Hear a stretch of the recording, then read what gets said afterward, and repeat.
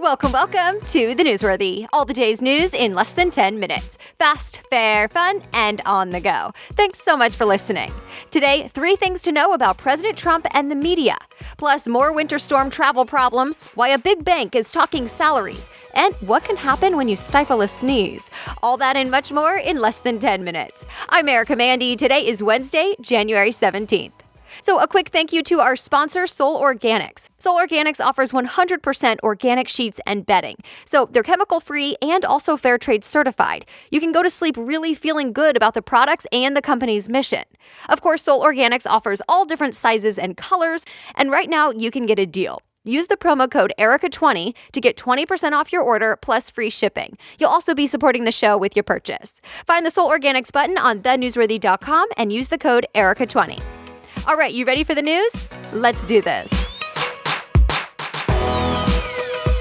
Today, the spotlight is on President Trump's relationship with news media. So, a few things here. First, expect one of the president's most outspoken Republican critics to condemn that relationship in a speech on the Senate floor today. NBC News reports Senator Jeff Flake is expected to criticize the president for calling media the, quote, enemy of the people, saying it's a dangerous phrase that actually came from a past Soviet dictator and has implications for journalists worldwide. But Fox News talked to others who say Senator Flake is just trying to put the spotlight on himself for either a 2020 run for president or a TV gig. Senator Flake is the guy from Arizona who will not be running for re-election this year. Also, Senator John McCain wrote an op-ed in the Washington Post today with the headline, "Mr. President, Stop Attacking the Press." This all comes on the same day President Trump has said he'll be giving out the, quote, fake news awards. He says it's meant to go to what he considers the most biased mainstream media. But we haven't heard any details about the whole thing, so it's not clear what may or may not actually happen with this today. It was already postponed once last week. More Steve Bannon news to tell you about. You know, the president's former advisor who used to work with Breitbart News? Well, the New York Times reports special counsel Robert Mueller subpoenaed Bannon to testify in front of a grand jury about that Russia investigation. It's looking into whether or not there are links between President Trump and Russia. The report says it could be a negotiating tactic, possibly to get Bannon to agree to a less formal interview with investigators, but we really don't know yet. Also of note, Bannon already testified yesterday, not in public, but in front of a House committee. They're also looking into that Russia thing. And when Bannon wouldn't answer questions there, the House also issued a subpoena. So that's 2. Remember, a new book quoted Bannon being pretty critical of President Trump's inner circle, calling some people's actions treasonous. Bannon has said his quotes were mischaracterized, so we'll see what happens next.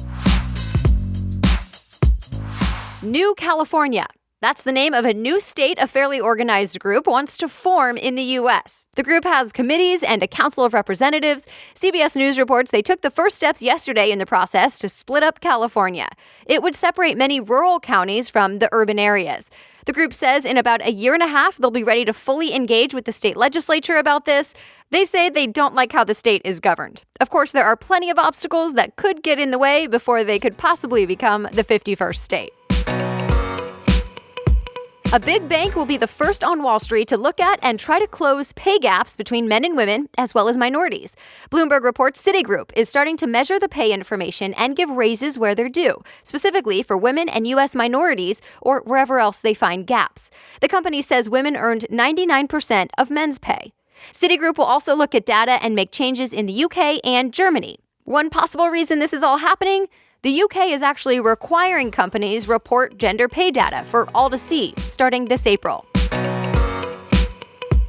Ford sees electric in its future. Reuters reports the company will more than double its planned investment in electric cars to $11 billion. And it wants to have 40 hybrid or fully electric cars in its lineup by 2022.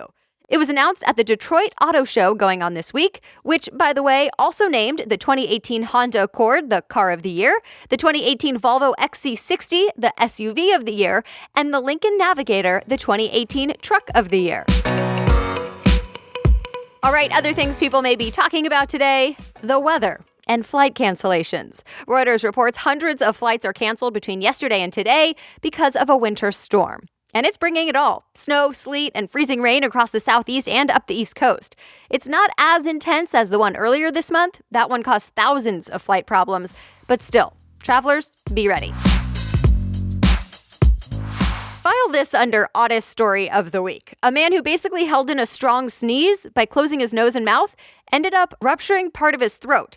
So first of all, the AP reports he's okay and he's made a full recovery, and it's obviously a rare thing to happen, but it probably wasn't much fun. He lost his voice for a while and stayed in the hospital for a week. One doctor says when you sneeze, air comes out of you at 150 miles per hour. So his doctors now say try not to stop a strong sneeze. YouTube is cracking down and tightening up the rules. TechCrunch reports creators can't sign up to get ads and make some money through the partner program without at least 1,000 subscribers. And CNET says YouTube now promises more actual humans reviewing videos on its Elite Ads program to make sure they're appropriate. It's basically a way to make sure advertisers don't go running from the site. Remember, there were some controversial videos on YouTube recently, including one from a YouTube star, Logan Paul. Two of the biggest celebs just had their third child together. Kanye West and Kim Kardashian West just had their child through a surrogate. The baby girl was born on Monday. No word yet on the baby's name. She joins her brother Saint and sister North, who are 2 and 4 years old. And that's it. Thanks so much again for listening. And if you're not already, please be sure to subscribe on iTunes, thenewsworthy.com, or wherever you listen so you get notified about new episodes. If you want to read more about any of today's stories, all the links will be there for you on thenewsworthy.com. Click episodes and today's date to see them. The Newsworthy is ready for you to listen and get in the know every weekday by 4 a.m. Eastern. I'll be back with more news tomorrow. Have a great day.